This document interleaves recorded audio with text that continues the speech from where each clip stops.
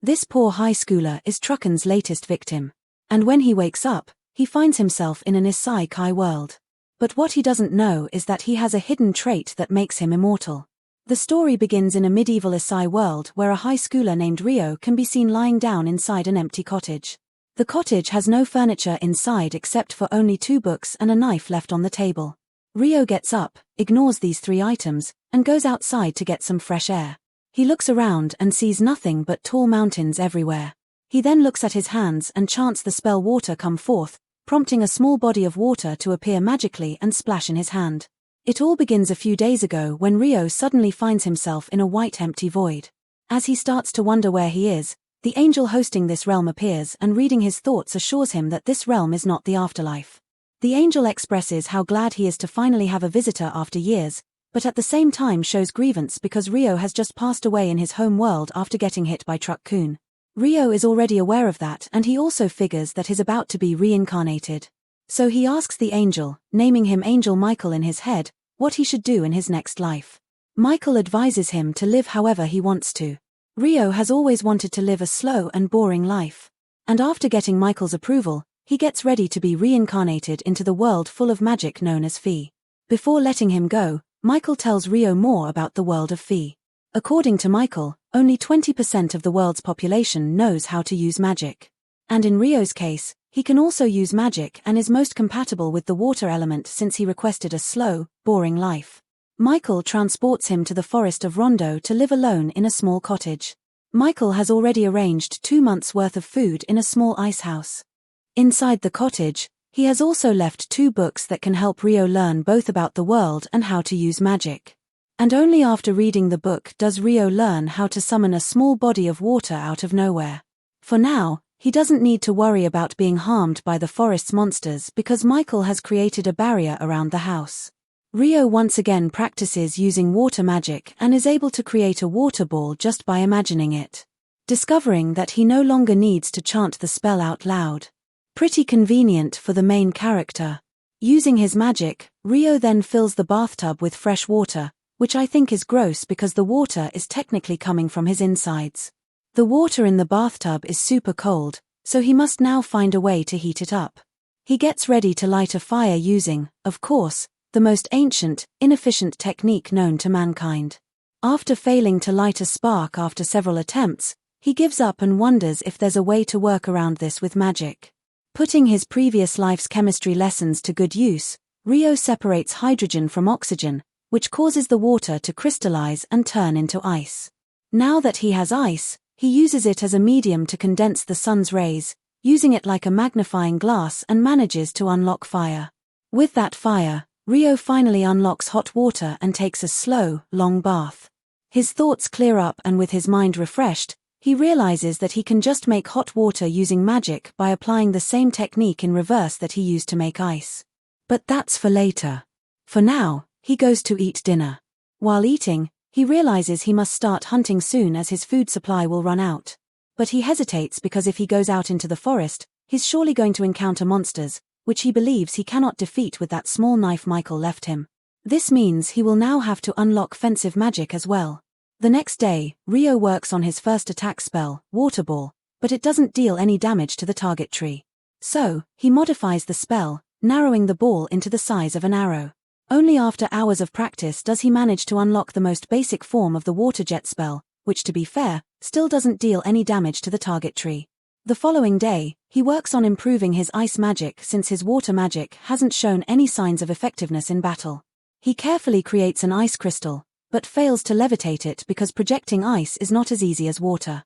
Still, after several hours of practice, Ryo manages to summon several ice crystals at once, but still fails to launch them at the tree. After several days of trial and error, he becomes skilled enough to at least form ice crystals in an instant. But he still doesn't possess enough power to use them as projectiles. Regardless, because time is running out, Ryo works around it, using the ice crystal as a spearhead and venturing into the forest. Near a riverbank, he finds some quartz and is glad because he can now use it to light a fire in case he depletes all his mana. He then goes to collect some medicinal herbs when a monster named Lesser Boar targets him as an easy kill.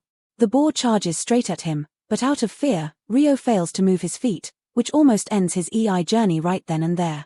But at the very last second, the thought of dying again helps him jump away. This time, he uses magic to his advantage, making the ground slippery by turning it into ice, causing the boar to slip. He then quickly makes several icicles appear before the boar, and the boar ends up getting pierced to its demise. The adage, "desperate times call for desperate measures," suits him so well because see him pull off water magic in the heat of the moment. Well, it was a great attempt, but he's still nowhere close to being good. He goes home and immediately learns about monsters in the monster compendium, and it doesn't take him long to realize that lesser boars are the weakest of all monsters. He takes his time to read through the book to learn about other creatures he might encounter because maybe his slow life isn't actually slow. He reads the page that talks about dragons. And all the book can tell him is that when he sees a dragon, he should run. It's not like he can outrun it. He'll still die, but he should still make an attempt to run. He flips to the next page that talks about an Akuna. For this monster, he doesn't even have to run. He just has to pray he doesn't encounter it. The book doesn't seem to help him much, but he keeps reading. You'd assume he'd be discouraged by his last hunting encounter. But a boy can't stay indoors forever. Hence, the following day, he prepares himself and goes outside again. The day starts on a good note as he finds a tree with fruits. When he takes the first bite, it truly makes up for all the stress he went through the previous day. It tastes so good. Well, it brings him another stage of stress as an assassin hawk flies toward him and knocks him down. He sees that the hawk is stronger than he is and there's no way he can conquer it. The hawk uses air magic that is invisible, so there's no way he can fight back. He remembers the idea from the book and runs, but how will he outrun a bird?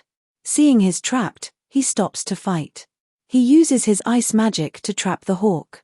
When he assumes the hawk is dead, he goes closer to it, but the hawk breaks through the ice, though one of its eyes is injured. When the hawk realizes he's stronger than before, it runs off.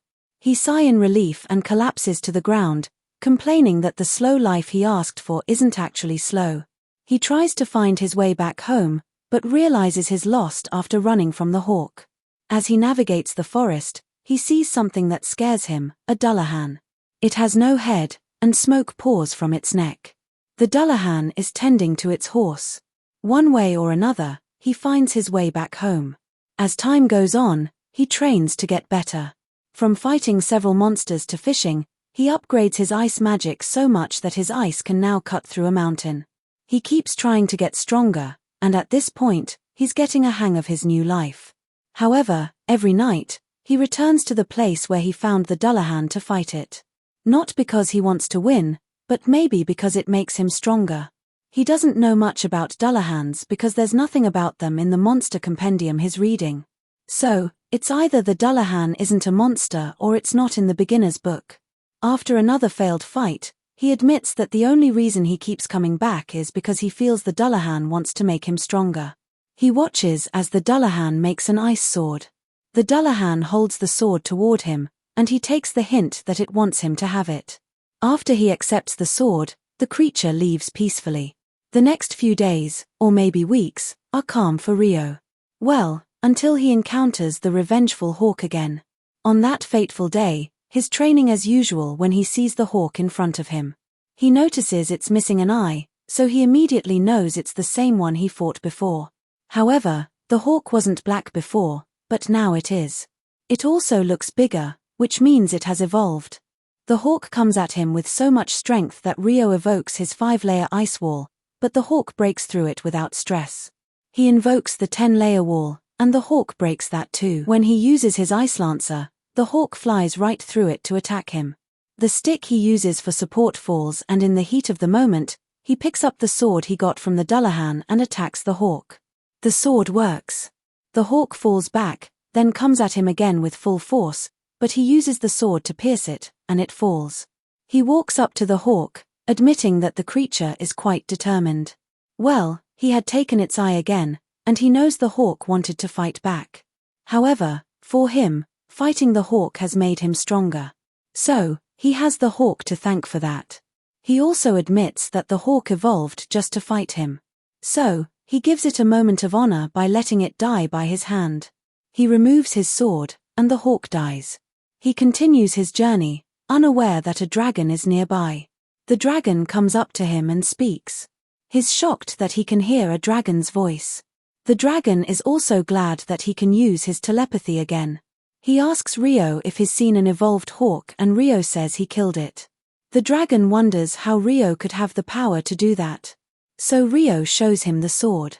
The dragon recognizes it as the sword of the Fairy King and asks what Rio did to the Fairy King to receive such a gift. But Rio doesn't know either.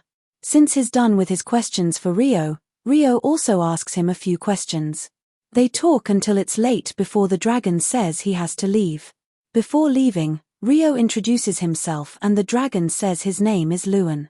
Rio is literally having a swell time in his new life. So much so that the angel who reincarnated him checks his slab again and realizes he missed something important.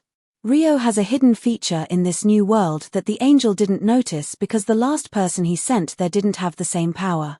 It's the power of eternal youth. How will Rio use this power? What does this mean for him?